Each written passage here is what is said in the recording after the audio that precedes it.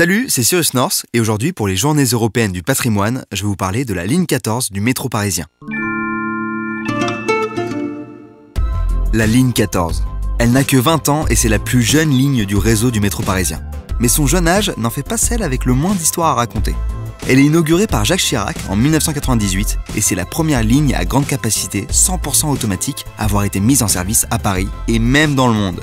C'est d'ailleurs un métro 5 étoiles. Non, vraiment. En septembre 2019, la ligne a reçu un prix reconnu à l'échelle internationale pour ses démarches engagées en termes de qualité de service. Une référence. C'est une nouvelle façon de prendre le métro pour les Parisiens. Et vous allez voir que la création de cette ligne était indispensable.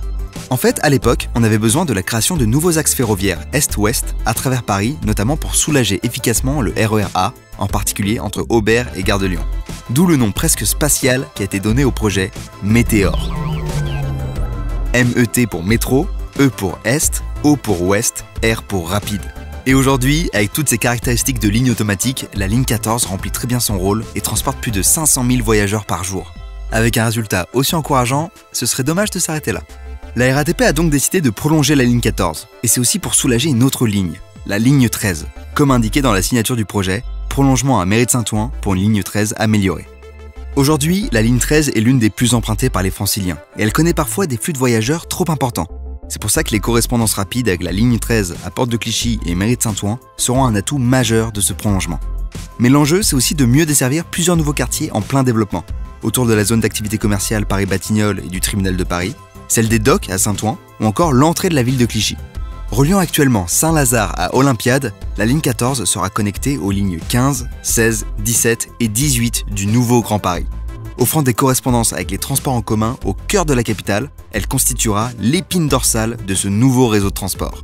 Longue de 30 km et entièrement souterraine, elle reliera à terme le pôle d'affaires de Saint-Denis-Pleyel au nord et l'aéroport d'Orly au sud.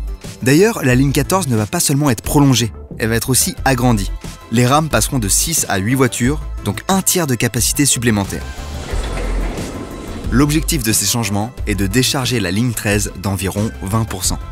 Les stations de la ligne ont d'ailleurs été conçues dès le départ avec une longueur de 120 mètres, ce qui permet aujourd'hui d'accueillir ces nouveaux trains avec des travaux raisonnables sur l'infrastructure existante. Mais il n'empêche qu'il faut aussi construire les nouvelles stations. Et croyez-moi, ce n'est pas une mince affaire. Depuis le lancement du projet en 2014, il y a près de 580 personnes, avec une multitude de métiers différents, qui s'activent sur les chantiers du prolongement. Prenons par exemple la station Pont-Cardinet, dans le 17e arrondissement.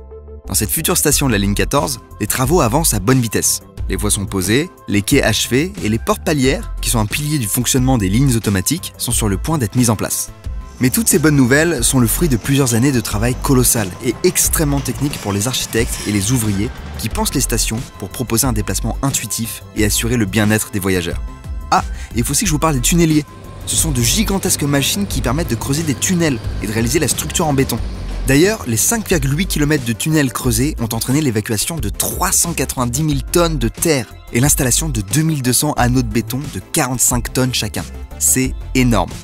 De l'architecture à l'automatisation, en passant par le poste de commande centralisé, la ligne 14 fut donc une profonde mutation du transport urbain, permettant à la fois de gérer une très forte fréquentation dans des milieux urbains denses et de désenclaver les territoires dans des villes en constante expansion. La ligne 14 est donc très représentative de l'évolution de la RATP. Et ça, une toute nouvelle innovation nous le confirme encore, les nouvelles rames de métro MP14. Elles présentent de nouveaux progrès, comme le passage de 90 à 120 mètres de long, des écrans et plans de lignes dynamiques, une baisse de la consommation énergétique de 20%, encore plus de confort sonore, ainsi que l'utilisation de matériaux valorisables et recyclables.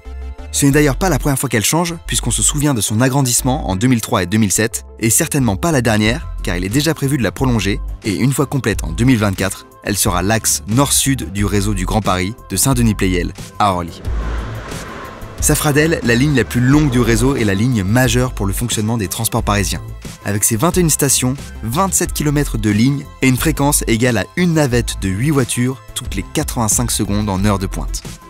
Financée par la RATP, Île-de-France Mobilité, la Société du Grand Paris, la Ville de Paris, la Région Île-de-France, le Conseil départemental 92 et 93, elle transportera alors 1 million de voyageurs chaque jour. Ça va faire de la ligne 14 une véritable championne du monde.